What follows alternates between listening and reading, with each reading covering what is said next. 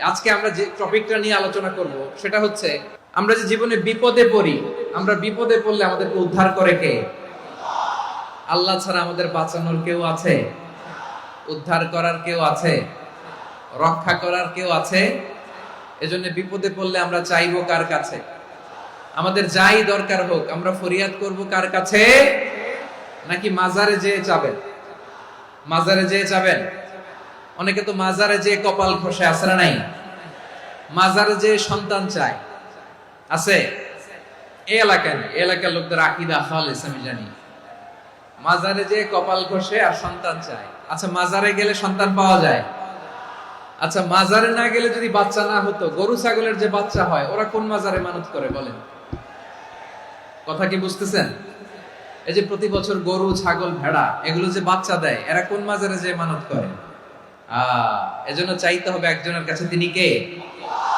আমার প্রিয় পটুয়াখালীবাসী, মাজার জিয়ারত করা সুন্নাহ। আমরা মাজার জিয়ারত করব, আল্লাহ ওয়ালাদের কবরে যাব, আমরা সেখানে যে সালাম দিব, দোয়া করব, নিজের জন্য করব, কবরে শুয়ে থাকা মাইয়েতের জন্য করব, পুরো মুসলিম উম্মার জন্য করব। কিন্তু কবরে যিনি শুয়ে আছে ওই বাবার কাছে সন্তান চাওয়া যাবে? চাকরি চাওয়া যাবে? সফলতা চাওয়া যাবে? সফলতা দেয় কে? এক কথাই রব্বুল আলামিন বলেন, ওয়া ইয়ামসাসকাল্লাহু বিদুররিন ফালা কাশিফা লাহু ইল্লা হু ওয়া ইয়ুরিদকা বিখাইরিন ফালা রাদ্দা লিফাদলি ইউসিবু বিহি মান ইয়াশাউ মিন ইবাদিহি ওয়া হুয়াল গফুরুর রহিম। আল্লাহু আকবার। আল্লাহ বললেন, ওয়া ইয়ামসাসকাল্লাহু বিদুররিন ফালা কাশিফা লাহু ইল্লা হু। আল্লাহ যদি তোমাকে কোনো বিপদ স্পর্শ করায়, আল্লাহ যদি তোমারে কোনো বিপদে ফেলে দেয়, ওই বিপদ থেকে উদ্ধার করার তিনি ছাড়া আর কেউ নাই। জোরে বলেন ঠিক কিনা? তিনি যদি কোনো বিপদে ফেলেন, তিনি ছাড়া বিপদ থেকে উদ্ধার করার কেউ নাই। আর তিনি যদি তোমার প্রতি কোনো অনুগ্রহ করতে চান, ওই অনুগ্রহ ঠেকিয়ে দেওয়ার ক্ষমতাও কারো নাই। আল্লাহ যদি আপনার সফলতা দিতে চায়, পৃথিবীর কোন শক্তি ওই সফলতাকে থামাতে পারে? এজন্য আল্লাহ বললেন, খবরদার, চিন্তার আকীদা খালিস করে নাও। ওয়া ইয়ামসাসকাল্লাহু বিদুররিন ফালা কাশিফা লাহু ইল্লা হু। আল্লাহ বিপদে ফেললে বিপদ থেকে উদ্ধার করার কেউ থাকে না। আর আল্লাহ যদি তোমার প্রতি দয়া দেখাতে চান, অনুগ্রহ করতে চান, ওই অনুগ্রহকে প্রতিরোধ করার মতো ক্ষমতা কারো নাই। তিনি তার বান্দাদের মধ্য থেকে যাকে ইচ্ছা তাকে দেন, যত ইচ্ছা তত দেন। তিনি ক্ষমাশীল, তিনি মেহেরবান। সুবহানাল্লাহ। তিনি ক্ষমাশীল, তিনি মেহেরবান। তাহলে এই আয়াত থেকে আমরা বুঝতে পারলাম, আমরা যদি বিপদে পড়ি আমাদেরকে কেউ বাঁচাতে পারে না। আমার বাবা আমারে বাঁচাতে পারে, আমার মা আমাকে বাঁচাতে পারে, আমার বন্ধু আমারে বাঁচাতে পারে, আমার দলের কর্মী আমাকে বাঁচাতে পারে, আমার পীর সাহেব আমারে বাঁচাতে পারে। আমার পটুয়াখালীর ভাইয়েরা খেয়াল রাখবেন, বাঁচাতে পারে এক মহান সত্তা, উদ্ধার করতে পারে এক মহান সত্তা। চিৎকার করে বলুন, তিনি কে? আবার আল্লাহ বললেন, আম্মান ইউজিবুল মুফতাররা ইযা দাআহু ওয়া ইয়াকশিফুস সুআ ওয়া ইয়াজআলুকুম খুলাফাআল আরদ আইলাহুম মা'আল্লাহ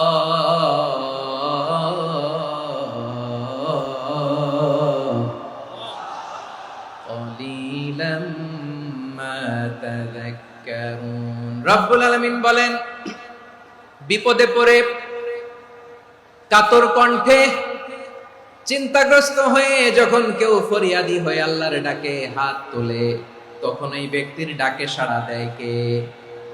বিপন্ন অবস্থায় আপনি যখন কেঁদে কেঁদে হাত তুলে আপনার দুঃখের কথা জানান, আপনি যখন ডাকেন তারে, তখন আপনার ডাকে সাড়া দেয় কে?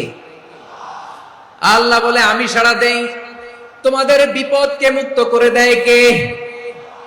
ওই আল্লাহর সাথে কোন উপাস্য আছে নাকি? কিন্তু খুব অল্প সংখ্যক লোকই তোমরা উপদেশ গ্রহণ করো। কথাটা কার?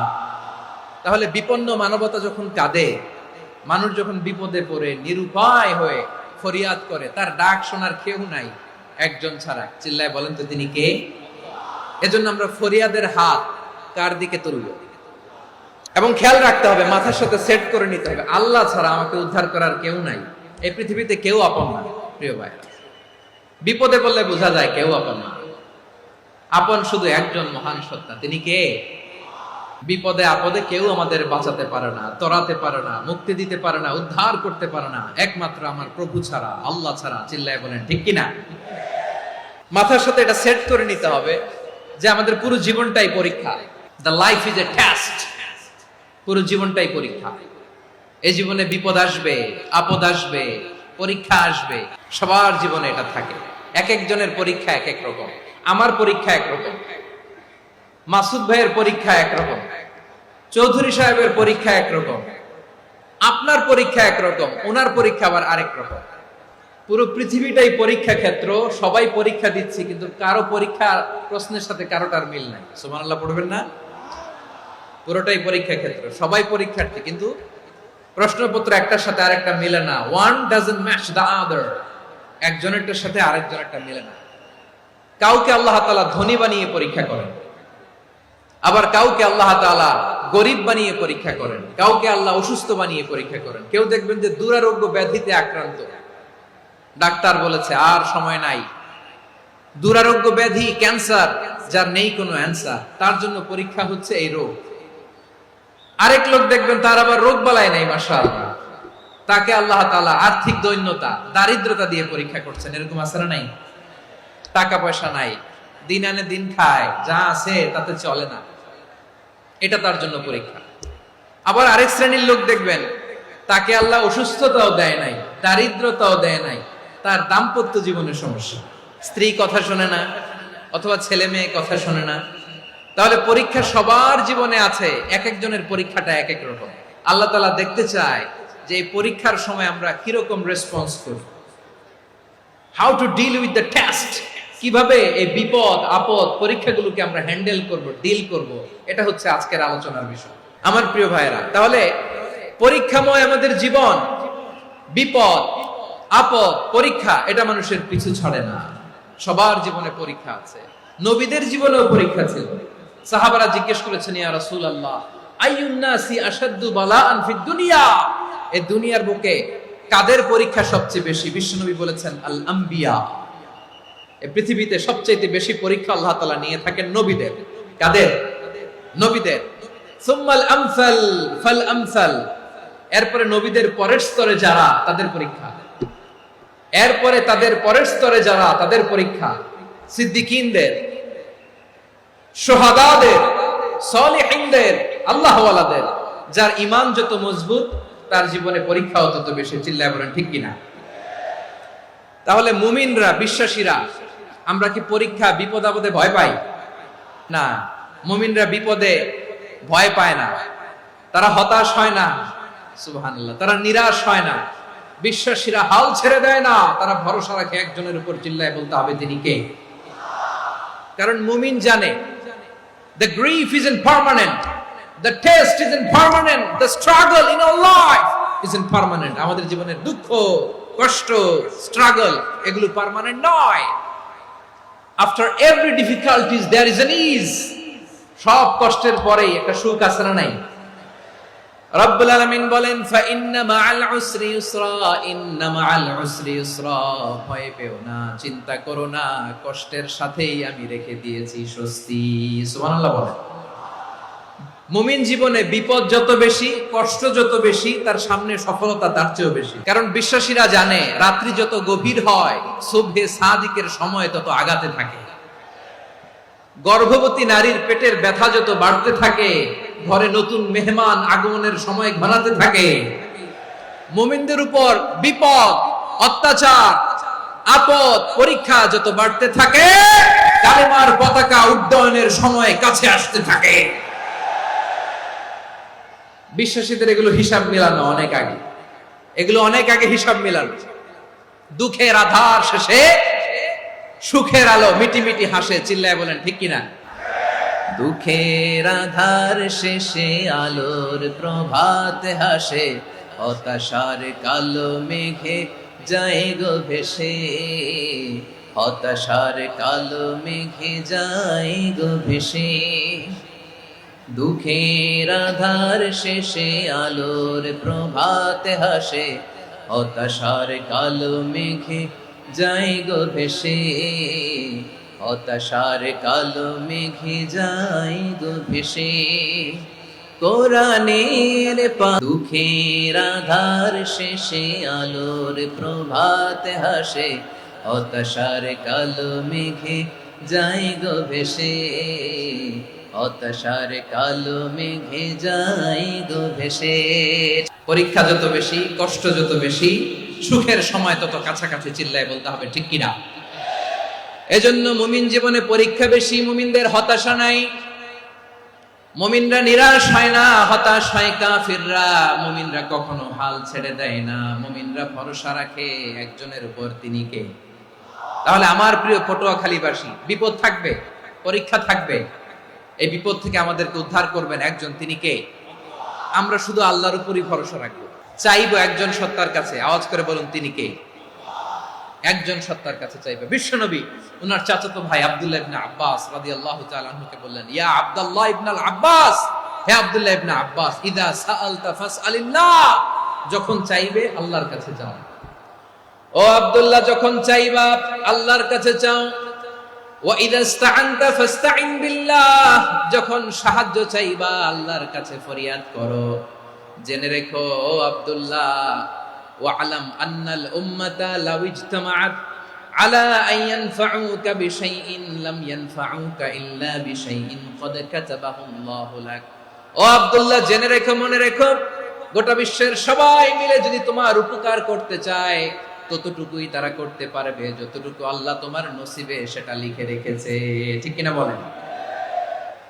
আর যদি গোটা বিশ্বের সবাই মিলে তোমার বিরুদ্ধে কনস্পাইরেসি করে, ষড়যন্ত্র করে, গোটা বিশ্বের সবাই মিলেও যদি তোমার ক্ষতি করতে চায়, ততটুকুই শুধু পারবে যেটা আল্লাহ তোমার জন্য বরাদ্দ রেখেছে। যতটুকু আল্লাহ তাআলা তোমার জন্য বরাদ্দ রেখেছে, অতটুকুই ক্ষতি করতে পারবে, আর এক চুল বেশিও করতে পারবে না, কমও করতে পারবে না। চিল্লায় বলেন ঠিক কিনা? এজন্য আমরা চাইবো কার কাছে? সব সময় আমরা আল্লাহর কাছে চাইবো, বিপদে আপদে, সুখে দুঃখে, সচ্ছল অবস্থায় অসচ্ছল অবস্থায়, পরাজয়ের সময় বিজয়ের সময়, সব সময় আমরা ভরসা রাখবো কার উপর? সবাই বলুন। একদল লোক আছে যারা বিপদে পড়লে আল্লাহরে ডাকে, বিপদ আসলে আল্লাহরে ডাকে, বিপদ নাই আল্লাহও নাই। বিপদে পড়লে নামাজ পড়ে, বিপদও নাই নামাজও নাই। বিপদে পড়লে জিকির করে, বিপদ যখন চলে যায় ওদের জিকিরও বন্ধ হয়ে যায়। এরকম আছে না নাই? কিছু লোক দেখবেন পরীক্ষা আসলে নামাজ পড়ে, দেখবেন পরীক্ষার সময় নামাজ পড়ে, পরীক্ষাও নাই নামাজও আছে। এরকম কিছু লোক আছে অসুস্থ হলে আল্লাহরে বড্ড ভালোবাসে, আল্লাহরে খুব ডাকে। অসুস্থ হইলে অসুস্থতাও নাই, আল্লাহ স্মরণও নাই।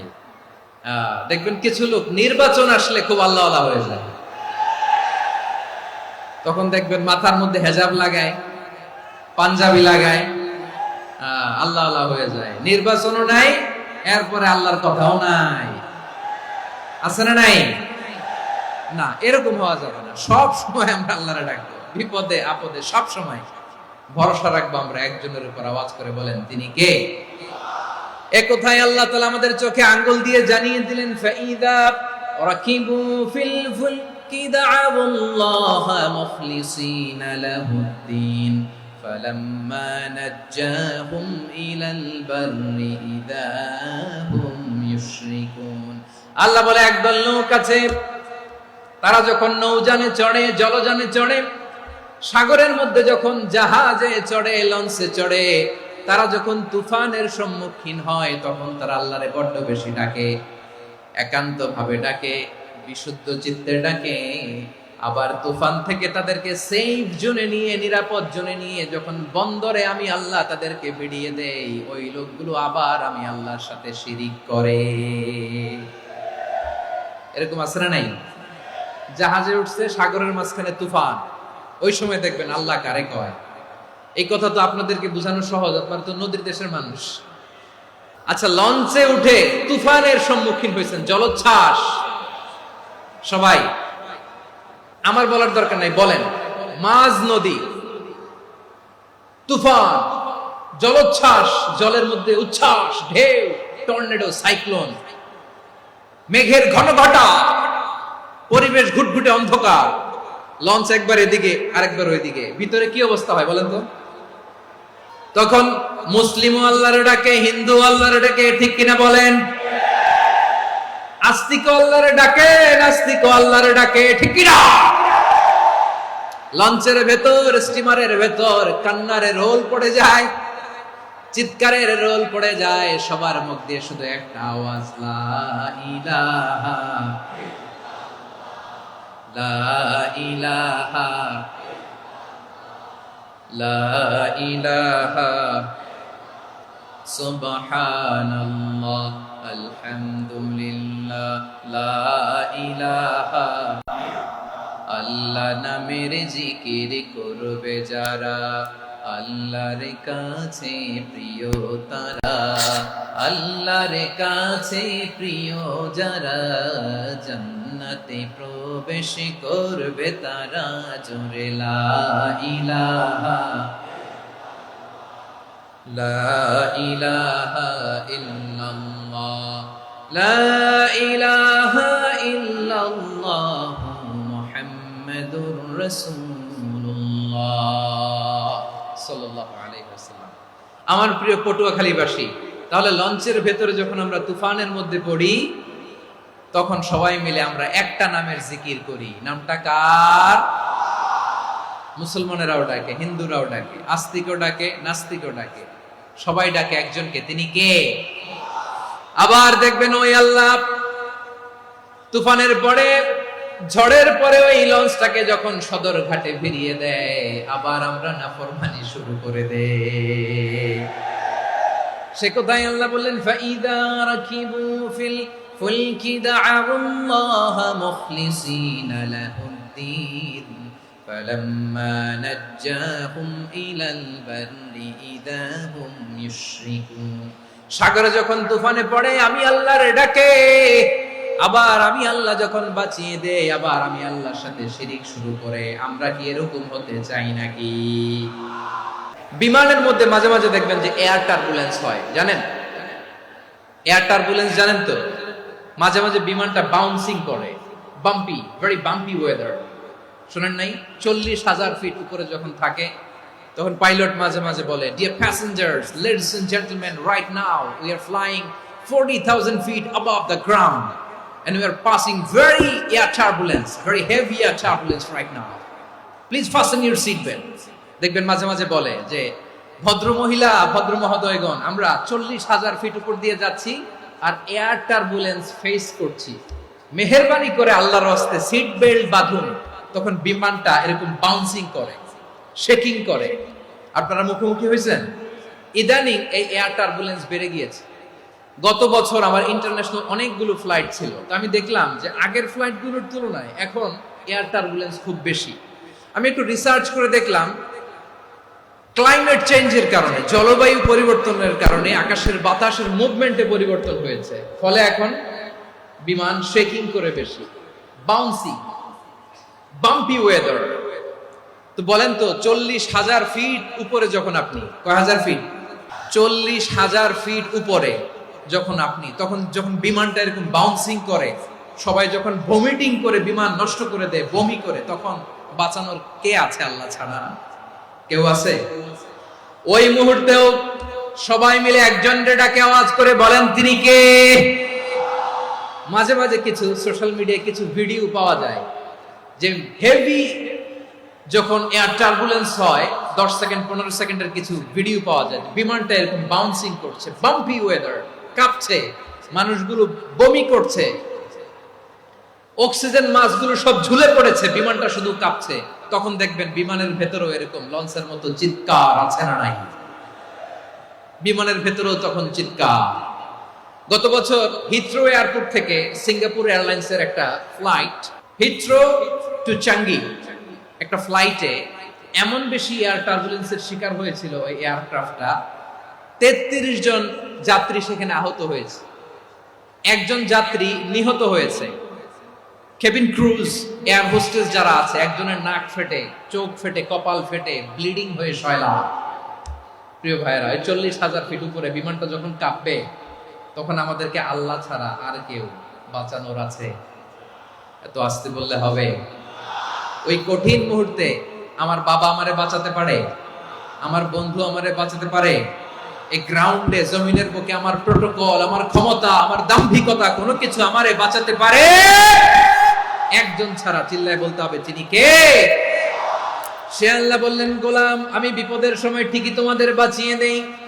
ওই বিমানের ভেতরে 40,000 ফিট উপরে যখন তোমরা এয়ার টার্বুলেন্সের শিকার হও, তখন নাস্তিকও আল্লাহরে ডাকে, হিন্দু আল্লাহরে ডাকে। জোরে বলেন ঠিক কিনা? আবার বিমানটা যখন শান্ত হয়ে যায়, একটু পরেই বিমানের স্ক্রিনের মধ্যে হিন্দি সিনেমা খোঁজে।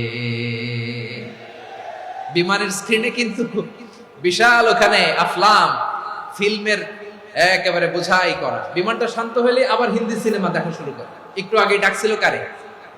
দেখবেন বাংলাদেশে আমাদের ক্রিকেটাররা যখন অন্য কোনো দেশের সাথে খেলে, অনেক সময় এমন হয় বল বাকি একটা, রান দরকার 6টা। বল বাকি কয়টা? রান দরকার। আপনি দেখবেন ক্যামেরাম্যান তখন গ্যালারিতে খালি দেখায় দর্শকদের যে কি অস্থিরতা। হিপ হপ স্টাইলের মেয়েটা, যে মেয়েটার ওড়না এতক্ষণ ছিল গলায়, এতক্ষণ কই ছিল, ওই মেয়েটা দেখবেন ওড়নাটা টেনে মাথায় দিয়ে এরকম মুনাজাত ধরতেছে, আল্লাহ আল্লাহ, একটা ছক্কা, আল্লাহ আল্লাহ, আমার লাল সবুজের পতাকারে তুমি অপমানিত কইরো না আল্লাহ, ইন্ডিয়ার সাথে আমাদের খেলা, আল্লাহ আল্লাহ, একটা ছক্কা, একটা একটা। পুরো খেলা জুড়ে এই মেয়ের ওড়না ছিল গলায়, কিন্তু যখন 1 বলে 6 রান দরকার, ওড়না চলে আসছে কোথায়? মাথায়। আবার মুনাজাত আসরে নেই। ঠিকই বাংলাদেশের দামাল ছেলে এমন এক শট মারলো, বল চলে গেল স্টেডিয়ামের বাইরে, ছক্কা, জিতে গেলাম আমরা। পুরো স্টেডিয়াম জুড়ে চিৎকার, হই হুল্লোর, মৌজ মাস্তি। যেই মেয়েটা মাথার মধ্যে ওড়না দিয়ে এতক্ষণ সুবহানাল্লাহ সুবহানাল্লাহ বলে আল্লাহর কাছে দোয়া করেছে, ওই মেয়ে এখন আবার ওড়না ফেলে দিয়ে নাচা শুরু করে দিয়েছে। তাহলে আল্লাহর ভয়, আল্লাহর প্রতি আস্থা, বিশ্বাস, ভালোবাসা, এটা কি ক্ষণিকের জন্য? মানে আমার যখন লাগবে তখন আল্লাহর ইউজ করবো নাকি? হ্যাঁ, বিপদে আপদে, সুখের সময় দুঃখের সময়, সচ্ছল অসচ্ছল অবস্থায় বিশ্বাসীরা ভরসা রাখে একজনের উপর। চিৎকার করে বলো, পটুয়াখালী তিনি কে? সে আল্লাহ বললেন, গোলাম মনে করো না জাহাজ থেকে সদরঘাটে ভিড়িয়ে দিলাম, তুমি নিরাপদ হয়ে গেছো। মনে করো না 40,000 ফিট থেকে সেফ ল্যান্ডিং এর পরে এয়ারপোর্টে নেমে গেলেই তুমি নিরাপদ হয়ে গেছো। ও মিয়া, বিপদ কি শুধু সাগরে আর আকাশে? ঘরের ভেতরও বিপদ আসতে পারে কি পারে না? এজন্য সূরা মুলক আল্লাহ বললেন, আমিনতুম মান ফিস সামাই আন ইয়াখসিফা বিকুমুল আরদা ফাইযা হিয়া তামুর। আল্লাহ বললেন, তোমরা কি ভেবেছো তোমরা নিরাপদ? আমি চাইলে ল্যান্ডস্লাইডস, ভূমি ধস দিয়ে 1 লক্ষ 1 মুহূর্তে নিয়ে যেতে পারি। এক সুনামি দিয়ে থাপ্পড় মেরে 3 লক্ষ সাগরের ভেতরে ঢুকায় দিতে পারি। 1 সেকেন্ডও লাগে না আমার। أم أمنتم من في السماء أن يرسل عليكم حاصبا فستعلمون كيف نذير। আল্লাহ চাইলে আকাশ থেকে পাথর বৃষ্টি নাজিল করতে পারেন কি পারেন না? এই মুহূর্তে এখানে ভূমিকম্প দিতে পারেন কি পারেন না? আচ্ছা, ভূমিকম্প যখন হয় আমাদের কারো হুঁশ থাকে? আপনি মনে করছেন আমরা সাধারণ মানুষ, আমরা দৌড় দেই, আর প্রেসিডেন্ট প্রধানমন্ত্রী ওনারা বুঝি খাটে শুয়ে থাকে? ভূমিকম্প, আর্থকোয়েক যদি হয়, বাঁচার জন্য আমরা কি করি? হয় খাটের তলায়, ডাইনিং টেবিলের নিচে, উপরে শক্ত কিছু আছে এটার নিচে, অথবা ঘর থইয়া দেও, দৌড়। তো প্রধানমন্ত্রী উনি কি করে? প্রেসিডেন্ট উনি কি করে? হ্যাঁ, উনি খাটের মধ্যে যে শুয়ে থাকে নাকি? উনিও দৌড়, সাধারণ মানুষও দৌড়, প্রধানমন্ত্রীও দৌড়, বাড়িওয়ালাও দৌড়, ভাড়াটিয়াও দৌড়, সবাই দৌড়। নাকি ভাড়াটিয়ারা বাড়ি থইয়া দৌড়, বাড়িওয়ালারা আর বেরোয় না? এরকম না। তাহলে যে কোনো মুহূর্তে ভূমিকম্প দিয়ে নাস্তানাবুদ করতে পারে কে? আমার প্রিয় ভাইয়েরা, আমরা নিরাপদ নই, আমরা তার দয়ায় বেঁচে আছি। কার দয়ায়? এজন্য আল্লাহ বললেন, গোলাম, যে কোনো মুহূর্তে বিপদ দিয়ে তোমাদেরকে নাস্তানাবুদ করতে পারি। বিশ্বাসী বলে যদি নিজেকে দাবি করো, সব সময় ডাকতে হবে একজন সত্তাকে। বলেন তিনি কে? আপদ থেকে, পরীক্ষা থেকে, ক্যালামিটি থেকে আমাদেরকে কেউ বাঁচাতে পারে না একজন সত্তা ছাড়া। আবারও বলেন তো তিনি কে? এবার আমরা দেখি বিষ্ণু ইসা ইসলামের জীবনে বিপদ আপদ ছিল কিনা। উনি বিপদ আসলে কিভাবে ডিল করতেন, বিপদ আসলে কোন দোয়া পড়তে হয়, কিভাবে ফরিয়াদের হাত উত্তোলন করতে হয়, কিভাবে রবের দরবারে নতজানু হয়ে ফরিয়াদ করতে হয়, এটা জানার দরকার আছে না নাই? আসুন আমরা বিশ্বনবীর জীবনী থেকে দেখি বিপদ আসলে উনি কি করতেন। বিপদ আসলেই প্রথমে বিশ্বনবী সাল্লাল্লাহু আলাইহি ওয়াসাল্লাম একটা দোয়া পড়তেন। তিনি পড়তেন, ইন্না লিল্লাহি ওয়া ইন্না ইলাইহি রাজিউন। নিশ্চয় আমরা আল্লাহর জন্য, নিশ্চয় আমরা কার দিকে ফিরবো ভাই? আবার কার দিকে ফিরবো? আওয়াজ করে বলুন তো, আমরা এসেছি কার কাছ থেকে, আবারও ফিরে যাব কার কাছে? এজন্য বিষ্ণুই পড়ছেন, ইন্না লিল্লাহি ওয়া ইন্না ইলাইহি রাজিউন। নিশ্চয় আল্লাহর জন্য, ওই আল্লাহর দিকেই আমরা ফিরে যাব। তারপরে বিষ্ণুই পড়তেন, আল্লাহুম্মা আজুরনি ফি মুসিবাতি ওয়াখলুফ লি খায়রাম মিনহা। একসাথে প্রথমে পড়তেন ইন্না লিল্লাহি ওয়া ইন্না ইলাইহি রাজিউন, তারপর পরে পড়তেন আল্লাহুম্মা আজুরনি ফি মুসিবাতি ওয়াখলুফ লি খায়রাম মিনহা। মানে আল্লাহ, এই যে আমি বিপদে ধৈর্য ধারণ করলাম, এটার সব তুমি আমারে দাও, আর যেটা হারালাম এর চেয়ে ভালো কিছু দিয়ে মেকআপ করে দিও, ভালো কিছু দিয়ে বদল করে দিও। সুবহানাল্লাহ পড়েন। তাহলে বিপদ আসলে আমরা কি পড়ব? এদেশে পরস্পরে দেখা হলে দেয় সালাম, এদেশে আমজনতার হৃদয় জুড়ে পাক কালাম, এদেশে বিপদ এলে সর্বজনে সর্বক্ষণে দোয়া পড়ে ইন্না লিল্লাহ। কি পড়ে? সুবহানাল্লাহ সুবহানাল্লাহ সুবহানাল্লাহ সুবহানাল্লাহ। এদেশে আজান শুনে সূর্য ওঠে শহর গ্রামে, এদেশে আজান শুনে সূর্য ডুবে সন্ধ্যা নামে, এদেশে সকল কাজে সবাই বলে বিসমিল্লাহ, এদেশে ভালো কিছু দেখে শুনে হাসি মুখে সবাই বলে মাশাআল্লাহ। তাহলে বিপদ এলে আমরা কি পড়ি? তাহলে বিপদ এলেই আমরা এখন থেকে ইন্না লিল্লাহ পড়ব, নাকি হাই হুতাশ করবেন? একদল আছে হাই হুতাশ করে, হায় আল্লাহ রে, মোর কি হইল রে, মই কি হরমু রে, মই কমবে জামু রে, এরকম বিলাপ করতে নিষেধ করেছেন বিশ্বনবী। কি করব, কই যাব, কি হবে, হায় হায়, এরকম হাহুতাশ আছে না নাই? বিশ্বাসীরা হাহুতাশ করে না, তারা ইন্না লিল্লাহ পড়ে। কি পড়ে মনে থাকবে? আমরা পড়বো ইন্না লিল্লাহি ওয়া ইন্না ইলাইহি রাজিউন। নিশ্চয়ই আমরা আল্লাহর জন্য, আমরা আল্লাহর দিকেই ফিরে যাব। এরপর পড়বো আল্লাহুম্মা আজুরনি ফি মুসিবাতি ওয়াখলুফ লি খায়রাম মিনহা। আল্লাহ, আমি যে বিপদে ধৈর্য ধারণ করলাম এটার সওয়াব দিও, আর যা হারালাম তার চেয়ে ভালো কিছু দিয়ে বদল করে দিও। সুবহানাল্লাহ পড়েন। বিশ্ব নবীর হাদিস শুনলেন উম্মে সালামা রাদিয়াল্লাহু তাআলা আনহা। ওনার স্বামী হলো আবু সালামা। মজার ঘটনা খেয়াল করে শুনেন। সাইয়্যিদাতুনা উম্মে সালামা রাদিয়াল্লাহু তাআলা আনহা, ওনার স্বামীর নাম আবু সালামা। শ্রেষ্ঠ দম্পতি, শ্রেষ্ঠ ফ্যামিলি। প্রথমে হিজরত করেছিলেন হাবাসায়, পরে হিজরত করেছেন মদিনায়। উহুদ যুদ্ধের পরে ওনার স্বামী আবু সালামা ইন্তেকাল করলো, শহীদ হলো। সুবহানাল্লাহ পড়েন। যখন আবু সালামা ইন্তেকাল করলো, উম্মে সালামা রাদিয়াল্লাহু তাআলা আনহা কেঁদে কেঁদে হয়রান। আর নবীর শিখানো বাণী অনুযায়ী তিনি বারবার পড়ছিলেন ইন্না লিল্লাহ। কি পড়ছিলেন? ইন্না লিল্লাহ। যেহেতু বিশ্বনবী বলেছেন, কেউ যদি বিপদের প্রথম ধাক্কায় পড়ে ইন্না লিল্লাহি ওয়া ইন্না ইলাইহি রাজিউন, আল্লাহুম্মা আজুরনি ফি মুসিবাতি ওয়াখলুফ লি খায়রাম মিনহা, তাহলে এই বিপদে যে সে যা হারালো তার চেয়ে শ্রেষ্ঠ কিছু দিয়ে আল্লাহ তার বদল দিয়ে দিবে।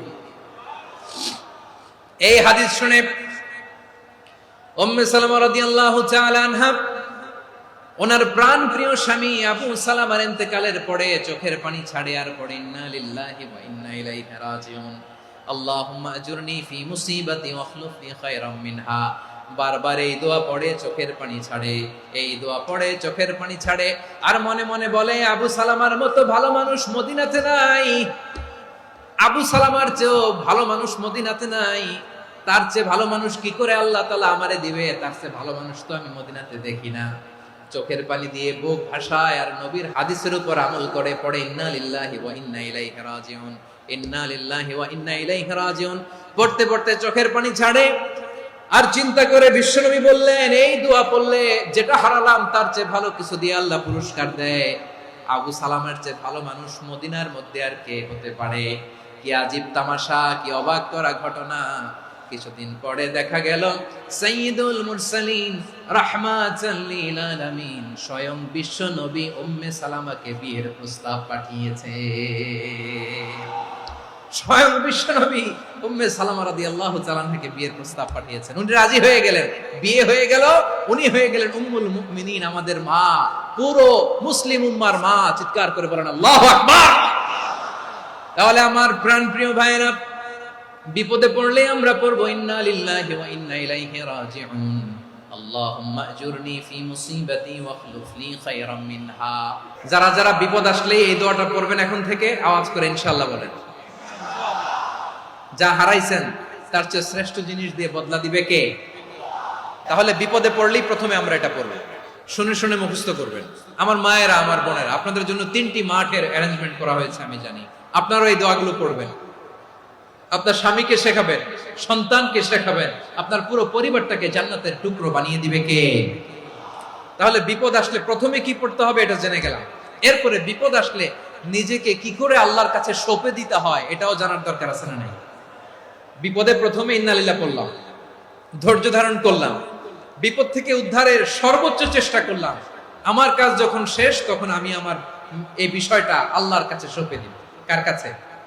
বিপদে বললে কেমন করে নিজেকে আল্লাহর কাছে সঁপে দিতে হয় আসলে সাইয়েদনা ইব্রাহিম আলাইহিস সালামের জীবনী থেকে জানি। আল্লাহর খলিল ইব্রাহিম আলাইহিস সালাম আমাদের মতো সমাজ ব্যবস্থা পায় নাই। আমরা জন্মের পরে আমাদের কানের ভেতরে আজান দিয়েছে কে? একামত দিয়েছে কে? আমাদের বাপ দাদারা আমাদের কানে আজান দিয়েছে কি? দেয় নাই। আমাদের জন্মের পরেই তো আজান, একামত, বাড়ির পাশে মসজিদ, প্রতিদিন আজান, জুমার খুতবা, প্রতি মাসে মাসে তাফসীরুল কোরআন মাহফিল, মসজিদ, মিনারা, অভাব নাই। ঠিক কিনা বলে?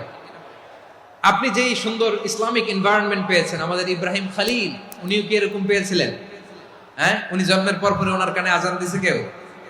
আমার প্রিয় ভাইরা, আগা গোড়া একটা শিরকি পরিবেশ উনি জন্মগ্রহণ করেছেন। উনি ছাড়া ওই তল্লাটে একজনও আল্লাহর উপর বিশ্বাসী নাই। কল্পনা করতে পারেন? গোটা তল্লাটে, গোটা দেশে বিশ্বাসী মুমিন, আল্লাহর উপর বিশ্বাস স্থাপনকারী কয়জন?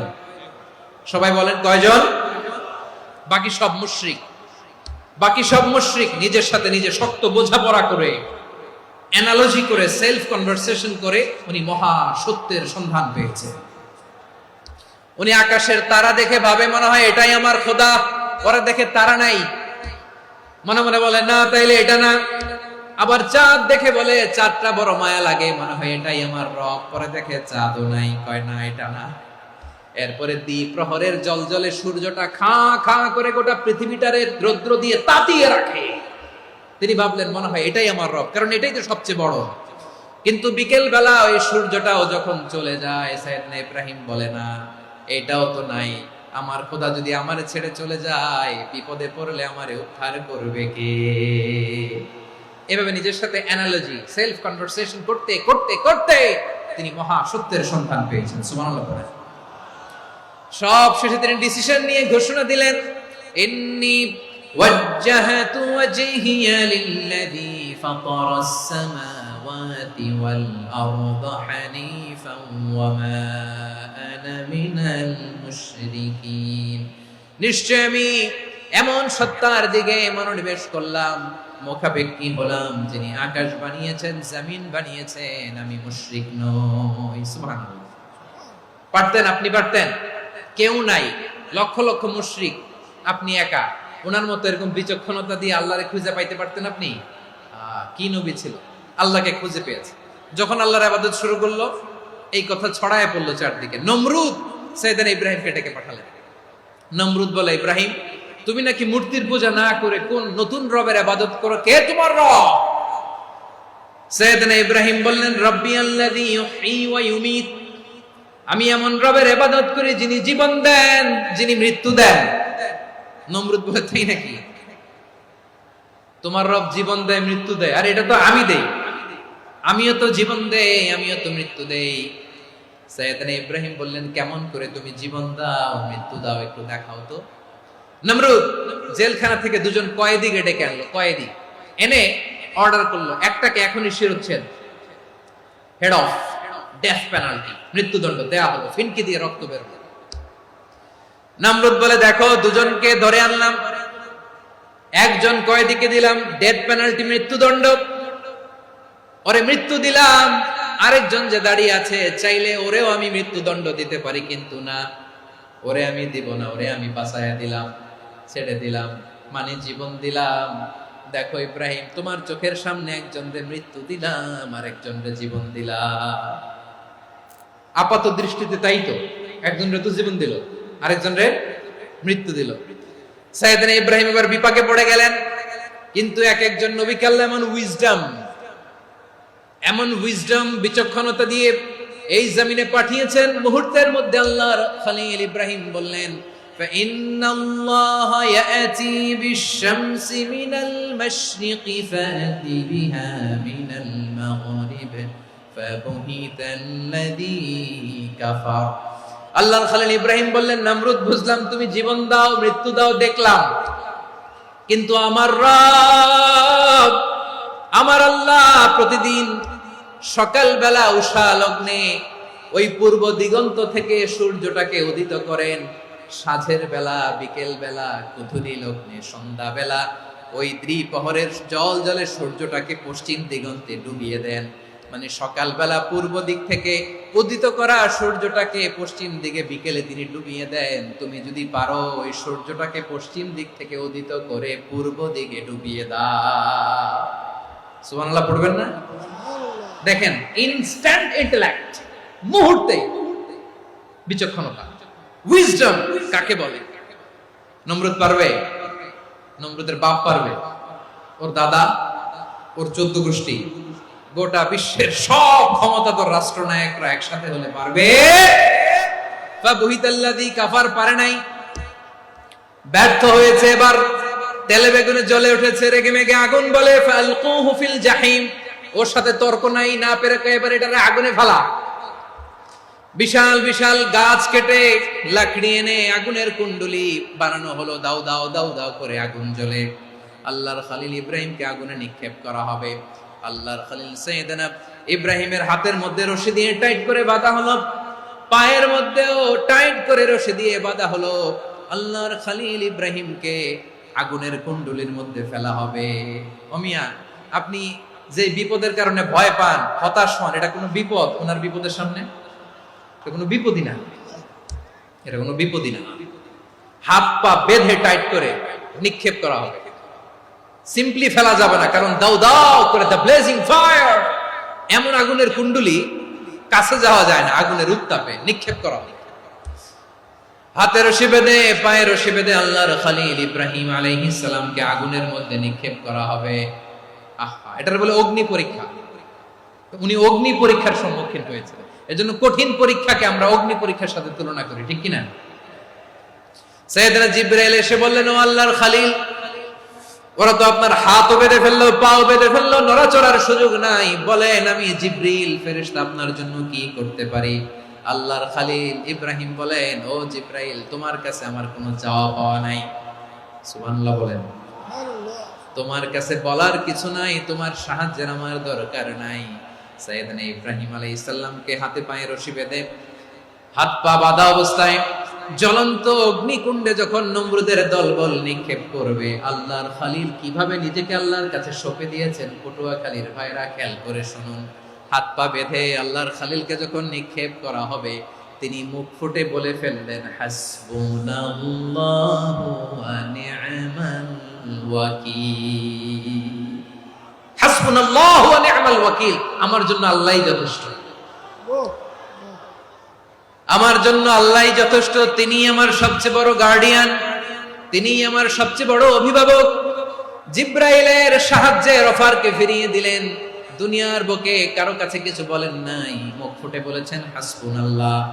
ও আমার পটুয়াখালীর প্রাণের ভাইয়েরা, খেয়াল রাখবেন, কোন বান্দা তার হাতে থাকা সব চেষ্টাটুকুন করার পরে মুখ ফসকে মুখ দিয়ে যখন বলে ফেলে হাসবুনাল্লাহ, বান্দা যখন হাসবুনাল্লাহ বলে ফেলে, ওই ব্যাপারটা ডিল করার দায়িত্ব স্বয়ং আল্লাহ আরশের উপর থেকে নিয়ে নেয়। আপনি যখন বলে ফেলবেন হাসবুনাল্লাহ, এটা ডিলিং করবে কে তখন? বান্দা তার সাধ্যের সবটুকু চেষ্টার পরে নতজানু হয়ে যখন বলবে হাসবুনাল্লাহ, আল্লাহ তুমি আমার জন্য যথেষ্ট, নি'মাল ওয়াকিল, তুমি আমার শ্রেষ্ঠ অভিভাবক, তখন তার কি দরকার না দরকার এটা ডিল করে স্বয়ং আল্লাহ। নিক্ষেপ করা হলো সাইয়েদনা ইব্রাহিমকে অগ্নিকুণ্ডলিতে। হাজার হাজার মানুষের দৃশ্য দেখার জন্য জড়ো হয়েছে এরকম বিশাল ময়দানে। কিন্তু কি অবাক করার ঘটনা, সবাই ভয় পাচ্ছিল, না জানে কি হয়ে যায়। আল্লাহর খালিলকে যখন আগুনের কুণ্ডলিতে নিক্ষেপ করা হয়, আল্লাহর খালিল ইব্রাহিম আগুনের কুণ্ডলীর মধ্যে বসে বসে মানুষগুলোর দিকে তাকিয়ে হাসতে শুরু করে দেয়। কারণ আকাশ থেকে রব্বুল আলামিন স্পেশাল ভার্ডিক্ট নাজিল করেছেন, স্পেশাল হুকুম জারি করেছেন, কুলনা ইয়া নারু কুনি বারদান ওয়া সালামান আলা ইব্রাহিম। ও আগুন খবরদার, সৃষ্টি শুরু থেকে তোকে একটা ধর্ম আমি বাতলে দিয়েছিলাম, তোর ধর্ম, আগুনের ধর্ম হলো যা পাবে জ্বালিয়ে ছারখার করবে। আল্লাহ বলল, আগুন তোর ধর্ম দিয়েছিলাম, তুই সব জ্বালিয়ে পুড়িয়ে ছারখার করে দিবি, কিন্তু ক্ষণিকের জন্য আমি তোর জ্বালিয়ে দেওয়ার ক্ষমতাটাকে কেড়ে নিলাম, জ্বালিয়ে ভস্ম করে দেওয়ার ক্ষমতা আমি কেড়ে নিলাম। কুনি বারদান, ঠান্ডা হয়ে যা, কিন্তু এত বেশি ঠান্ডা হবি না আবার আমার ইব্রাহিমের জন্য সর্দি লেগে না যায়। সুবহানাল্লাহ, এত আস্তে বললে হবে? কুনি বারদান, বারদ মানে বরফ, ঠান্ডা, ঠান্ডা হ, কিন্তু এত ঠান্ডা হবি না যাতে আমার ইব্রাহিমের কষ্ট হয়। আগুন বলে, আল্লাহ একবার বললাম ঠান্ডা হ, আবার বলো এত ঠান্ডা হবি না যাতে খালিলের সর্দি না লাগে। কেমন ঠান্ডা হব, কেমন এনভায়রনমেন্ট তৈরি করে দেব বলো? আল্লাহ বললেন, সালামান আলা ইব্রাহিম, আমার খালিল আমার ইব্রাহিমের জন্য তুই জান্নাতের গুল বাগিচা হয়ে যা। ও ভাই, নবী মুসার মতো ঈমান হলে রাস্তা হবে সাগর জলে, নবী ইউসুফের মতো ঈমান হলে একে একে দরজা খোলে, নবী ইব্রাহিমের মতো ঈমান যদি আজও থাকে বিদ্যমান, অগ্নিকুণ্ডে দেখতে পাবে খুবসুরতে ফুল ভাগা। কুলনা ইয়া নারু কুনি বারদান ওয়া সালামান আলা ইব্রাহিম। বান্দা যখন মুখ দিয়ে বলে হাসবুনাল্লাহ, আমার আল্লাহ আমার জন্য যথেষ্ট, এই বলে যখন নিজেকে সঁপে দেয়, তার কি লাগবে ওই দায়িত্ব স্বয়ং নিয়ে নেয় কে? তাহলে আমার প্রিয় ভাইয়েরা, বিপদের শুরুতেই আমরা বলবো ইন্না লিল্লাহ। শুরুতে কি বলবো? এরপরে যেই বাক্যটা পড়ে নিজের পরিস্থিতিকে আল্লাহর দরবারে সঁপে দিব, সেটা হচ্ছে হাসবুনাল্লাহ। সেটা কি? বিষ্ণু বলেন, লা ইয়াজালু লিসানুকা রাতাবান মিন যিকরিল্লাহ, সব সময় আল্লাহর স্মরণ দিয়ে, জিকির দিয়ে জিহ্বাটারে সিক্ত রাখো। আর শয়তানু জাসিমুন আলা কলবি ইবনে আদম, শয়তান বনি আদমের কলবে খামচি মেরে বসে থাকে। ফাইদা যাকারাল্লাহ খালাসা, মানুষ যখন আল্লাহর স্মরণ করে জিকির করে, শয়তান দৌড়ে পালায়। ওয়া ইদা গাফালা ওয়াসওয়াসা, যখনই বনি আদম গাফেল হয়, তখনই শয়তান তার হৃদয়ে ওয়াসওয়াসা দেয়। এজন্য বিপদে পড়লে ইন্না লিল্লাহ, নিজের সবটুকুন করার পরে, নিজের রোল প্লে করার পরে নিজেকে আমরা কি বলে সঁপে দিব? সবাই বলেন, মনে থাকবে? বিপদে পড়লে প্রথমে ইন্না লিল্লাহ, এরপরে নিজেকে যখন সঁপে দিব তখন হাসবুনাল্লাহ। এরপরে কঠিন বিপদ যখন বিশ্বনবী পড়তেন তখন কি করতেন? এমন বিপদ মাঝে মাঝে হয় না, দেয়ালে পিঠ থেকে যায়, চোখে মুখে অন্ধকার, কি করব দিশা খুঁজে পাই না, এরকম হয় কখনো? বিশ্বনবী এরকম কঠিন বিপদে পড়েছেন জীবনের কিছু কিছু মুহূর্তে। ওই মুহূর্তে বিশ্বনবী স্পেশাল দুইটা দোয়া পড়তেন। এই দোয়াগুলো আপনাদেরকে জানিয়ে দেয়। বিশ্বনবী বলেন, কঠিনতম বিপদে যখন পড়বা, দেয়ালে পিঠ থেকে যায়, চোখে মুখে অন্ধকার, বাঁচার কোনো উপায় নাই, তখন পড়বা লা ইলাহা ইল্লা আনতা সুবহানাকা ইন্নী কুনতু মিনাজ জালিমিন। আল্লাহ তুমি ছাড়া কোনো ইলাহ নাই, তুমি পবিত্র, নিশ্চয় আমি জালিমদের অন্তর্ভুক্ত। সুবহানাল্লাহ বলেন। এই দোয়া সাইয়েদনা ইউনূস আলাইহিস সালাম পড়েছিলেন যখন মাছের পেটে ছিলেন। এবং অনেক মুফাসসিরিন একরাম বলেছেন, অনেক আহলুল ইলমরা বলেছেন এটা হচ্ছে ইসমে আজম। ইসমে আজম এমন দোয়া যেটা দিয়ে দোয়া করলে আল্লাহ দোয়া কবুল করে, কিন্তু এটা কোনটা এটা নিয়ে ইখতিলাফ আছে। কোন আহলুল ইলম বলেন লা ইলাহা ইল্লা আনতা সুবহানাকা ইন্নী কুনতু মিনাজ জালিমিন, এটা হচ্ছে ইসমে আজম। সাইয়েদনা ইউনূস আলাইহিস সালাম পড়েছেন, আপনারা পড়েননি? এটা পড়বেন আপনারা।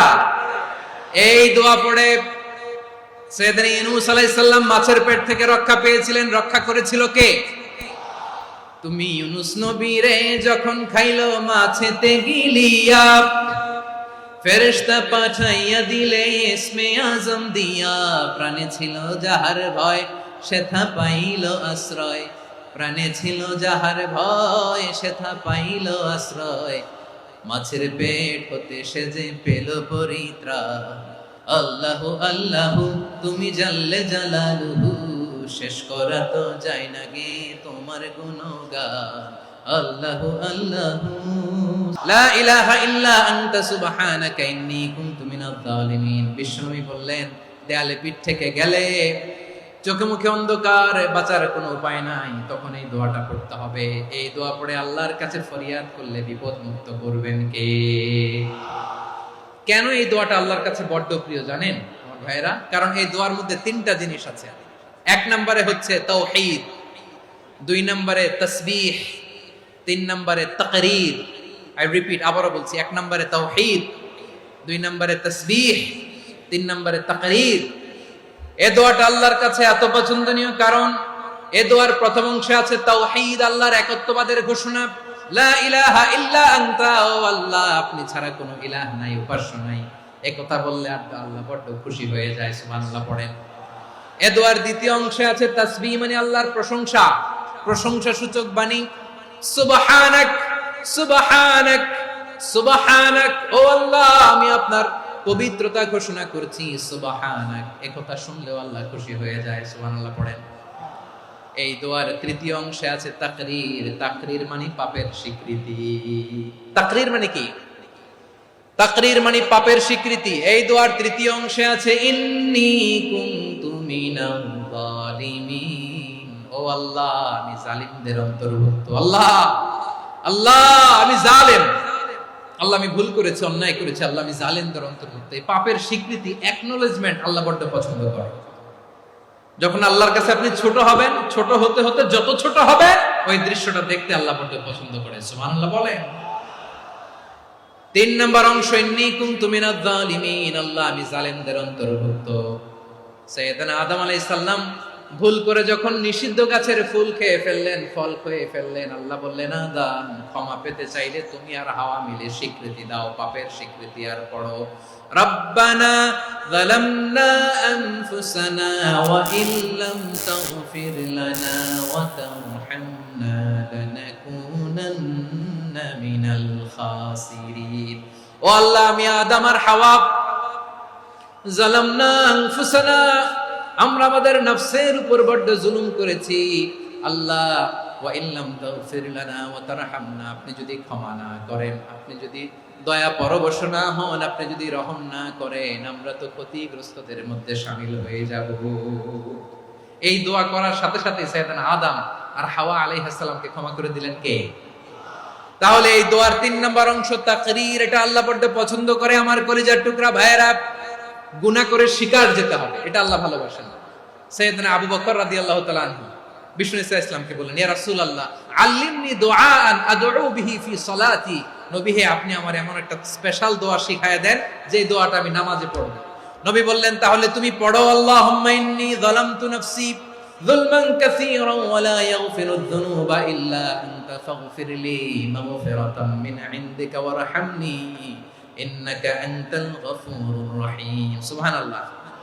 সালাম ফিরানোর আগে পড়েন, ও আবু বকর নামাজে যদি দোয়া করতে মনে চায় এই দোয়াটা পড়বা, আল্লাহুম্মা ইন্নী যালামতু নাফসি, আল্লাহ জুলুম করেছি আমার নফসের উপর, যুলমান কাসীরা অনেক জুলুম, ওয়া লা ইয়াগফিরুয যুনুবা ইল্লা আনতা, আপনি ছাড়া এই জুনুব এই পাপ ক্ষমা করার দ্বিতীয় কোনো রব নাই। আছে?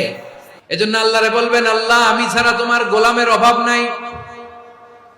ও আমার রব, আমি ছাড়া এই জমিনের বুকে তোমার গোলামের অভাব নাই, কিন্তু তুমি ছাড়া তো আমার দ্বিতীয় কোনো রব নাই। পারবেন বলতে? পারবেন? চোখের পানি ছেড়ে আল্লাহরে বলবেন, আল্লাহ তুমি আমার রব, তুমি আমার সব। কি বলবেন? আল্লাহরে বলেন, আল্লাহ তুমি আমার রব, তুমি আমার সব। আল্লাহ আমি ছাড়া এই জমিনে তোমার গোলামের অভাব নাই, তুমি ছাড়া আমার দ্বিতীয় কোনো রব নাই।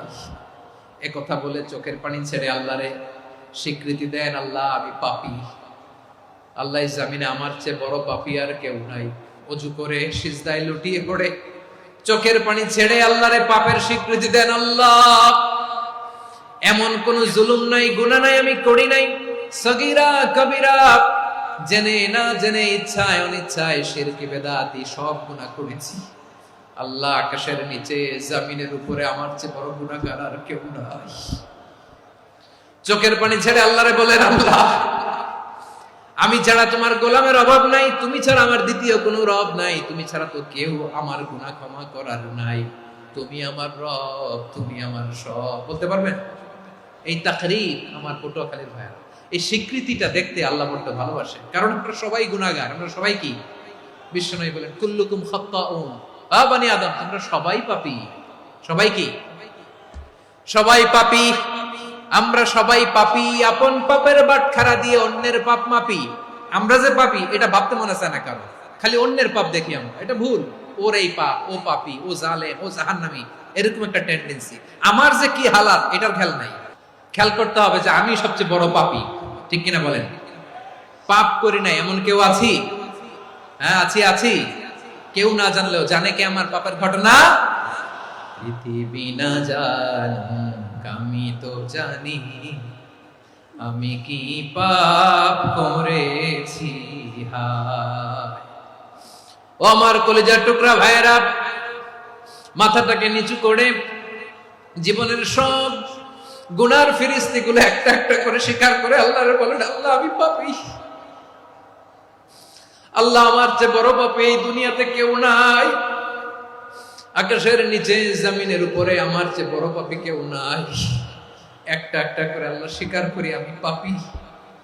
সব পাপের স্বীকৃতি দিলাম। পৃথিবী না জানুক আমি তো জানি, আমি কি পাপ করেছি। হায় আমার পাপের করলে বিচার, বাঁচার আমার নাই উপায়। দয়াময় তুমি মাফ করো আমায়, মাফ করো আমায়। আল্লাহ তাআলা যদি দয়া করে আমাদেরকে মাফ না করে, আমাদের বাঁচার কোনো উপায় নাই। আপনি কি ভেবেছেন আপনার নামাজ দিয়ে আপনি জান্নাতে যাবেন?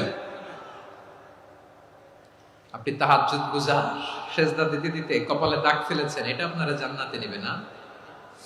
আপনি এলাকার সবচেয়ে বড় হাতেম তাই দানশীল, এই দানের ভরসায় বসে আছেন, কুশ্চিন কালো না। আমাদের নামাজ, আমাদের রোজা, আমাদের ইবাদত, এগুলোকে মিজানের পাল্লায় উঠালে কোনো ওজনই হবে না। তবে আমাদের একটা কৌশল জানা আছে, আমরা আল্লাহর রহমতের ভিখারি। আমরা সেদিন আগেই গুনার স্বীকৃতি দিয়ে দেব। আমরা বলবো, আল্লাহ তুমি প্রশ্ন করার আগে তোমার একটা কথা বলি, আমারে কিছু জিজ্ঞেস করো না, আমি সব করেছি। এমন কোন পাপ নাই যে পাপ আমারে দিয়ে হয় নাই। তোমার রহমত দিয়ে তুমি জান্নাতে পাঠাবা, তোমার দয়ায় জান্নাতে যেতে চাই, আমল দিয়ে না। পারবেন বলতে? কিয়ামতের দিন আমরা বলবো, আল্লাহ আমার আমল দিয়ে জান্নাত চাই না, আমি তোমার দয়া দিয়ে জান্নাত চাই। তোমার দয়া ছাড়া আমার কোনো উপায় নাই। কারণ আল্লাহ যদি বিচার করে, বাঁচার কারো উপায় নাই। আল্লাহ যদি বলে ফেলেন তুই এটা করলি কেন, ওখানে গেলি কেন, কোরআনে 1000 বার নিষেধ করলাম তারপরেও এই পাপে জড়ালি কেন, এরকম প্রশ্ন ছুড়ে দিলে আমার উত্তর আছে? বাঁচার কোনো উপায় আছে? রোজ হাসরে হে আল্লাহ আমার করোনা বিচার আল্লাহ করোনা বিচার বিচার চাহিনা তব দয়া চাই এ গুনাহগার করোনা বিচার। আপনার আমল দিয়ে জান্নাতে যাবেন? কি দিয়ে যাবেন? আল্লাহর দয়া দিয়ে। আল্লাহর রহম আর দয়া ছাড়া কেউ জান্নাতের চেহারাও দেখতে পাবে না। আমার প্রিয় ভাইয়েরা, এই দোয়া আল্লাহর কাছে পছন্দনীয় হওয়ার কারণ তিনটা। দোয়ার প্রথম অংশে আছে তাওহীদ, আল্লাহর একত্ববাদের ঘোষণা।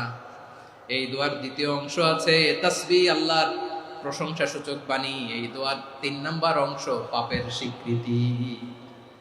তাহলে আমরা সবাই গুনাহগার। আমরা আল্লাহর কাছে পাপের স্বীকৃতি দিয়ে বলবো, ও আল্লাহ, ইন্নী কুনতু মিনাজ জালিমিন, আমরা জুলুম করেছি, পাপ করেছি, অন্যায় করেছি, আল্লাহ বুঝতে পারি নাই। শয়তানের ওয়াসওয়াসায় পড়ে, বন্ধুর পাল্লায় পড়ে, নফসের খায়েশ মেটাতে যে আল্লাহ করে ফেলেছি। তুমি গুনাহ না মাফ না করলে আমাদের গুনাহ মাফ করার দ্বিতীয় কেউ নাই। ঠিক কিনা বলেন? এভাবে অনুতপ্ত হয়ে যদি আল্লাহর কাছে দোয়া করেন, দেয়ালে পিঠ থেকে গেছে, কোন রাস্তা নাই বের হওয়া, ওই মুহূর্তেও আপনাকে বিপদ থেকে উদ্ধার করবে কে?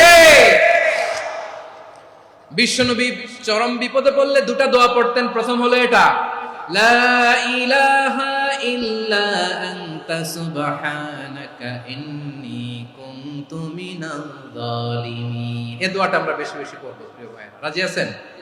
সবাই আওয়াজ করে পড়ুন ইনশাআল্লাহ। আমার প্রিয় ভাইয়েরা, বিপদে পড়লে বিশ্বনবী আরো একটা দোয়া পড়তেন, লা ইলাহা ইল্লাল্লাহুল আযীমুল হালিম, লা ইলাহা ইল্লাল্লাহু রাব্বুল আরশিল আযীম, লা ইলাহা ইল্লাল্লাহু রাব্বুস সামাওয়াতি ওয়াল আরদি ওয়া রাব্বুল আরশিল কারীম। আল্লাহ ছাড়া কোনো উপাস্য নাই, তিনি সুমহান, মহা সহিষ্ণু। আল্লাহ ছাড়া কোনো উপাস্য নাই, তিনি সুমহান, আরশের অধিপতি। আল্লাহ ছাড়া কোনো উপাস্য নাই, তিনি আকাশের মালিক, জমিনের মালিক, তিনি সুবিশাল আরশের অধিপতি। সুবহানাল্লাহ পড়েন। এই দোয়াটা কেউ যদি পড়ে যদি এর ওসিলা করে দোয়া করে, তাকে বিপদ থেকে মুক্তি দেয় কে? মনে থাকবে আপনাদের? তাহলে বিপদের প্রথম ধাক্কায় কি যেন পড়তে হয়? ইন্না লিল্লাহ। তারপরে কি বলে আল্লাহর কাছে নিজেকে সঁপে দিতে হয়? দেয়ালে পিঠ থেকে গেলে লা ইলাহা ইল্লা আনতা সুবহানাকা ইন্নী কুনতু মিনাজ জালিমিন। 2 নাম্বার হচ্ছে লা ইলাহা ইল্লাল্লাহুল আযীমুল হালিম, লা ইলাহা ইল্লাল্লাহু রাব্বুল আরশিল আযীম, লা ইলাহা ইল্লাল্লাহু রাব্বুস সামাওয়াতি ওয়াল আরদি ওয়া রাব্বুল আরশিল কারীম। মনে থাকবে? অনেক সময় এমন হয়, হঠাৎ বিপদের সম্মুখীন হয়ে আমরা রেডি হয়ে বের হইছি অফিসে, হঠাৎ অ্যাক্সিডেন্টে পড়ে যাই, হঠাৎ পেটের ব্যথায় অজ্ঞান, এরকম হয় না? বিষ্ণু ইসলাম বলেন, আকস্মিক দুর্ঘটনার বিপদ থেকে যদি কেউ বাঁচতে চায়, সকাল সন্ধ্যা যেন প্রত্যেকে এই দোয়াটা পড়ে। সকালে যদি 3 বার পড়ে, সন্ধ্যা পর্যন্ত হঠাৎ বিপদ থেকে সে রক্ষা পাবে। To be protected from sudden calamity, sudden disaster, হঠাৎ বিপদ, হঠাৎ ভয়ঙ্কর কোন আকস্মিক বিপদ থেকে আল্লাহ বাঁচায় দেবে। সকালে পড়লে সন্ধ্যা পর্যন্ত প্রোটেক্টেড, সন্ধ্যাবেলায় যদি 3 বার পড়ে সকাল পর্যন্ত প্রোটেক্টেড। সুবহানাল্লাহ পড়ে। দোয়াটা কি?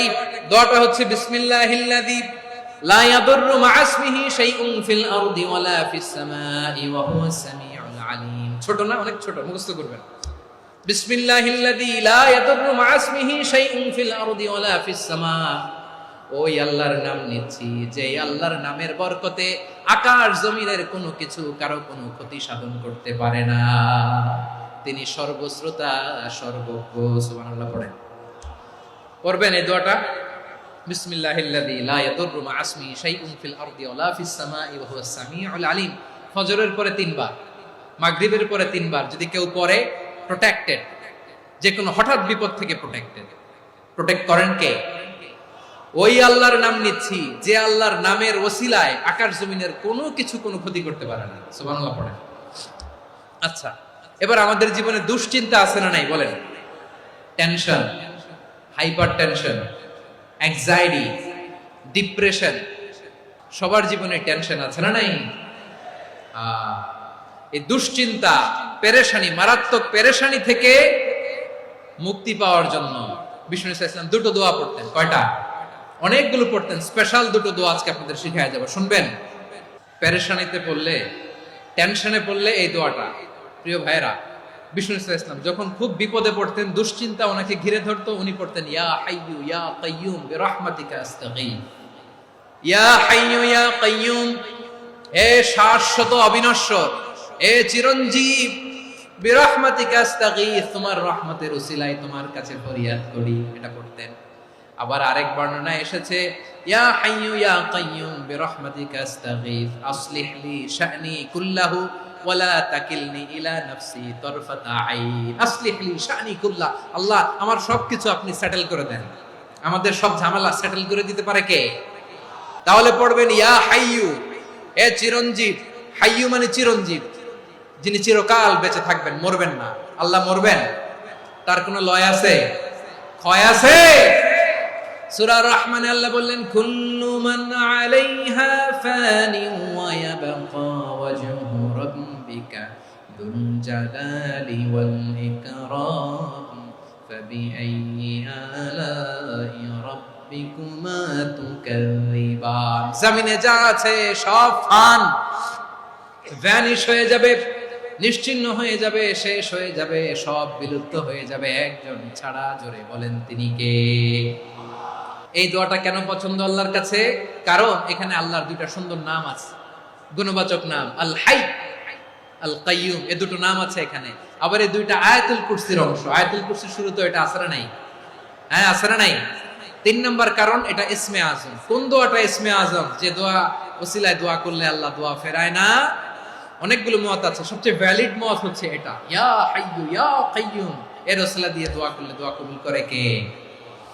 2 নম্বরে বিশ্বনবী মারাত্মক বিপদে পড়লে আরেকটা দোয়া পড়তেন, আল্লাহুম্মা ইন্নী আবদুক। আগে দোয়াটা পড়ি, শুনেন।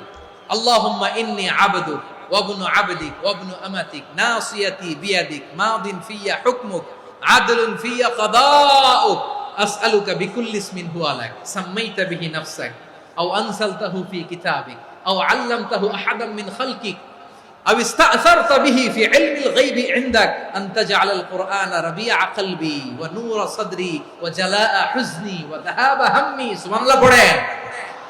বিষ্ণু বলতেন আল্লাহুম্মা ইন্নী আবদুক, ও আল্লাহ আমি আপনার গোলাম, ওয়া ইবনু আবদিক, গোলামের ঘরের গোলাম, ওয়া ইবনু আমাতিক, বাদীর ঘরের গোলাম। মানে আল্লাহ আমি আপনার গোলাম, আমার বাবা আব্দুল্লাহ ছিল আপনার গোলাম, আমার মা আমিনা ছিল আপনার বাদী। মানে আমরা গোলাম বংশের, সব গোলাম। নিজেরে এর চেয়ে আর ছোট করে আল্লাহর কাছে উপস্থাপন করা যায় আমার ভাইরা? কথা কি বুঝতেছেন? নিজেকে এর চাইতে ছোট, নগণ্য আর তুচ্ছ করে আল্লাহর সাথে প্রেজেন্ট করা যায়?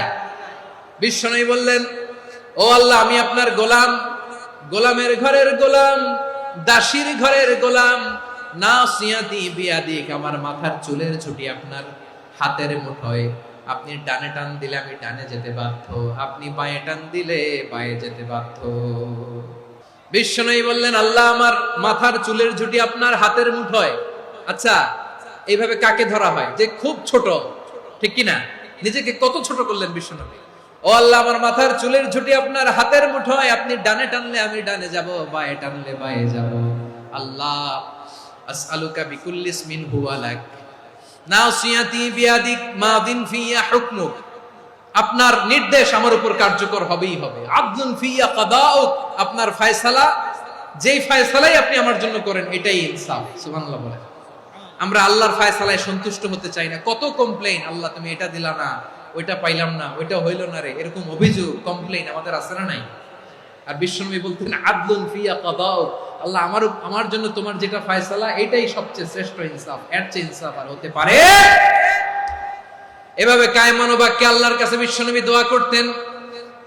এরপরে বিশ্বনবী বলেন আল্লাহ তোমার যত নাম আছে সব নামের ওসিলায় দোয়া করি, যে নাম তুমি আমাদেরকে জানিয়েছো, যে নাম তুমি আমাদেরকে জানাও নাই, যে নাম তুমি কোরআনে নাজিল করেছো, যে নাম নাজিল করো নাই, যে নাম শুধু নবীদেরকে জানিয়েছো। আর আল্লাহর এমন কিছু চমৎকার চমৎকার সুন্দর সুন্দর নাম আছে, এই নামগুলো রব্বুল আলামিন কাউকে জানাবে না। সুবহানাল্লাহ বলেন। আমরা তো 99 নাম জানি, 100 নাম জানি আল্লাহ, কিন্তু আল্লাহর এমনও কিছু নাম আছে যেগুলো আল্লাহ বিশ্বনবীরও জানায়নি। এগুলো আল্লাহ ইলমুল গায়বে রেখে দিয়েছেন। দোয়ার সময় বলবেন আল্লাহ তোমার যেই নামগুলো জানি, যেগুলো জানি না, যেগুলো কোরআনে আছে, যেগুলো নাই, যেগুলো নবীরে খাস ভাবে জানাইছে ওগুলোর উসিলায়, যেগুলো কোনোদিন জানাবাও না তোমার ওই নামের উসিলাও তোমার কাছে চাই। আল্লাহ কোরআনকে আমার হৃদয়ের বসন্ত বানাও, আমার বক্ষের জ্যোতি বানাও, আমার চিন্তা দুশ্চিন্তা তুমি দূর করে দাও। বিশ্বনবী বললেন এই কালিমাগুলো, এই বাক্যগুলো পড়ে যদি কেউ আল্লাহর কাছে ফরিয়াদ করে তার হৃদয় থেকে দুশ্চিন্তা কাটিয়ে দিবে কে? আচ্ছা, সবশেষে বলি, ঋণের বোঝায় যারা জর্জরিত, বিষ্ণু ইসলাম চমৎকার একটা দোয়া শিখিয়েছেন। এক সাহাবীর নাম আবু উমামা, নামাজের ওয়াক্ত ছাড়া উনি মসজিদে যেয়ে বসে আছে। বিষ্ণু বললেন, কিরে আবু উমামা, নামাজের তো ওয়াক্ত হয় নাই, মসজিদে কি? সাহাবী বলে, হুমুমুন লাজিমাতনি ওয়া দুয়ুন, নবী গো, ঋণের বোঝায় এমন টেনশনে আছি, ঘরে থাকতে পারলাম না, মসজিদে চলে আসছে। বিষ্ণু বলেন, আমি কি তোমার এমন একটা দোয়া শিখাবো যেটা পড়লে আল্লাহ তাআলা তোমার ঋণের বোঝা হালকা করে দিবে? আবু উমামা বললেন, ইয়া রাসূলুল্লাহ, অবশ্যই শিখাবেন। বিষ্ণু বললেন, তাহলে তুমি পড়বা, আল্লাহুম্মা ইন্নী আউযু বিকা মিনাল হাম্মি ওয়াল হাযান ওয়া আউযু বিকা মিনাল জুবনি ওয়াল বুখল ওয়া আউযু বিকা মিন গালাবাতিদ দাইনি ওয়া কাহরির রিজাল। ও আল্লাহ, তোমার কাছ থেকে দুশ্চিন্তা থেকে পানাহ চাই, কৃপণতা, ভীরুতা, অলসতা, কার্পণ্যতা, এই সব কিছু থেকে, মানুষের কঠোরতা, আমার উপর মানুষের আধিপত্য এবং ঋণের বোঝা থেকে পানাহ চাই। এই দোয়াটা যখন বিষ্ণুনবী শিখাই দিলেন, আবু উমামা বারবার এই দোয়া করে, আল্লাহুম্মা ইন্নী আউযু বিকা মিনাল হাম্মি ওয়াল হাযান ওয়া আউযু বিকা মিনাল আজজি ওয়াল কাসাল ওয়া আউযু বিকা মিনাল জুবনি ওয়াল বুখল ওয়া আউযু বিকা মিন গালাবাতিদ দাইনি ওয়া কাহরির রিজাল।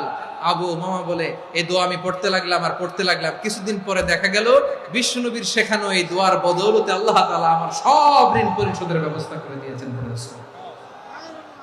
আমার প্রিয় পটুয়াখালীর ভাইরা, বিশ্বনবীর জামাতা সাইয়্যিদিনা আলী রাদিয়াল্লাহু তাআলা আনহুর কাছে এক লোক এসে বলে, হে আলী, ঋণের বোঝায় আমি জর্জরিত, আমার কিছু অর্থ দিয়ে সাহায্য করো। সাইয়্যিদিনা আলী রাদিয়াল্লাহু তাআলা আনহু বললেন, আমি কি তোমারে এমন একটা দোয়া শিখাবো যেটা বিশ্বনবী আমাদের শিখিয়েছেন? এই দোয়া যদি তুমি পড়ো, লাউ কানা আলাইকা মিসলু জাবালিন কাবীরিন দাইনান আদাল্লাহু আনকা, পাহাড় পরিমাণে যদি ঋণের বোঝা হয়, আল্লাহ এটা পরিশোধের ব্যবস্থা করে দিবেন। ছোট্ট একটা দোয়া বিশ্বনবী শিখালেন, বললেন তুমি পড়বা, আল্লাহুম্মা কফিনি বিহালালিকা আন হারামিকা ওয়া আগনিনি বিফাদলিকা আম্মান সিওয়াক। আল্লাহুম্মা কফিনি বিহালালিকা আন হারামিক, আল্লাহ তোমার হালাল দিয়ে আমাকে পরিতুষ্ট করো, হারাম থেকে বাঁচিয়ে রাখো, আর তোমার অনুগ্রহে মানুষের মুখাপেক্ষী যেন আমি না হই, আমি যেন সবসময় তোমার মুখাপেক্ষী হই, ওই তৌফিক দিও। সুবহানাল্লাহ পড়েন। এই দোয়া বেশি বেশি পড়লে ঋণের বোঝা হালকা করে দিবে কে? তাহলে প্রিয় ভাইয়েরা, বিপদে পড়লেই প্রথমে কি পড়বেন? ইন্না লিল্লাহ। কি বলে নিজেকে আল্লাহর কাছে সঁপে দিতে হয়? হাসবুনাল্লাহ। চরম বিপদে দেয়ালে পিঠ থেকে গেছে, তখন লা ইলাহা ইল্লা আনতা সুবহানাকা ইন্নী কুনতু মিনাজ জালিমিন। এরপরে লা ইলাহা ইল্লাল্লাহুল আযীমুল হালিম, এই দোয়া। আকস্মিক বিপদ, হঠাৎ যেন কোনো বিপদ আমাকে পেয়ে না বসে, এটার জন্য বিসমিল্লাহিল্লাযী লা ইয়াদুররু মা ইসমিহি শাইউন ফিল আরদি ওয়ালা ফিস সামাই ওয়া হুয়াস সামিউল আলীম। সকালে 3 বার, রাতে 3 বার। আর মারাত্মক tension, hyper tension, anxiety, depression থেকে বাঁচার জন্য 2 দোয়া, ইয়া হাইয়্যু ইয়া কাইয়্যুম, ইয়া হাইয়্যু ইয়া কাইয়্যুম, মনে থাকবে? আর আল্লাহুম্মা ইন্নী আবদুক, এই দোয়া। ঋণ থেকে বাঁচার জন্য 2 দোয়া, আল্লাহুম্মা ইন্নী আউযু বিকা মিনাল হাম্মি ওয়াল হাযান, এটা। আর আল্লাহুম্মা কফিনি বিহালালিকা আন হারামিকা ওয়া আগনিনি বিফাদলিকা আম্মান সিওয়াক। আর সব সময় পড়ার জন্য একটা আমল দিয়ে যাই, উঠতে বসতে, অফিসে যাচ্ছেন, অফিস থেকে ফিরতেছেন, বসে আছেন, শুয়ে আছেন, ছোট্ট এক শব্দে আমরা যেন বেশি বেশি পড়ি, আস্তাগফিরুল্লাহ। আল্লাহ রাসূল সাল্লাল্লাহু আলাইহি ওয়াসাল্লাম বলেন, মান লাজিমাল ইস্তিগফার, যে সব সময় এরকম ইস্তিগফারের সাথে লেগে থাকে, জাআলাল্লাহু লাহু মিন কুল্লি যিকিন মাখরাজা, আল্লাহ তাআলা তাকে কোনো বিপদে আটকান না, সে জীবনে আটকাবে না, যে কোনো বিপদে আল্লাহ তার রাস্তা বের করে দিবেন। Way out, you will get a way out in solution. সুবহানাল্লাহ। ওয়া মিন কুল্লি হাম্মিন ফারাজা, দুশ্চিন্তা মুক্ত হবে। ওয়া ইয়ারযুকহু মিন হাইসু লা ইয়াহতাসিব, এমন জায়গা থেকে আল্লাহ রিজিকের বন্দোবস্ত করবে যেটা সে কল্পনাও করে না। আওয়াজ করে পড়েন সুবহানাল্লাহ। আমার প্রিয় ভাইরা, এটা গেল নিজের বিপদ। নিজে যদি বিপদে পড়েন, অন্যের বিপদ যদি দেখেন, এটার জন্য একটা দোয়া আছে। অনেক সময় আমরা দেখি হাসপাতালে ক্যান্সারের 3rd স্টেজে চলে গেছে, লোকটা হ্যাংলা হয়ে, চিকন হয়ে, হায়রে কি কষ্ট পায়, দেখি না? বিষ্ণু বলে, একটা দোয়া যদি কেউ অন্যের কোনো বিপদ দেখে পড়ে, ওই বিপদ তার জীবনে কখনো আসবে না। অনেক সময় হয় যে আমরা মহাসড়ক দিয়ে যখন চড়ি, দুর্ঘটনায়, আই রে আল্লাহ, দুর্ঘটনায় মানুষের মাথা একদিকে, দেহ আরেকদিকে, ব্লিডিং, এরকম হয় না?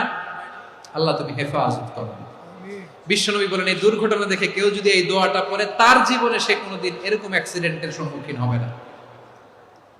বিশ্বনবী বলেন অন্যের বিপদ দেখে কেউ যদি পড়ে, আলহামদুলিল্লাহিল্লাযী আফানি মিম্মা বতালাকা বিহি ওয়া ফাদ্দালানি আলা কাসীরিন মিম্মান খালাকা তাফদীলা, মানে প্রশংসা সে আল্লাহর, যে আল্লাহ তাআলা তোমাকে যেই জিনিস দিয়ে পরীক্ষা করেছে, আমাকে ওইটা থেকে বাঁচিয়ে দিয়েছে। তোমাকে আল্লাহ যেই বিপদে ফেলেছে, আমাকে ওই বিপদ থেকে তিনি মুক্ত রেখেছে, আর তার অনেক সৃষ্টির উপর আমাকে তিনি প্রাধান্য দিয়েছে। সুবহানাল্লাহ পড়েন। যে কোনো বিপদ, কারো ক্যান্সার দেখে যদি এই দোয়াটা আপনি বিশ্বাসের সাথে পড়েন, জীবনে কোনোদিন ক্যান্সার রোগে আক্রান্ত হবেন না।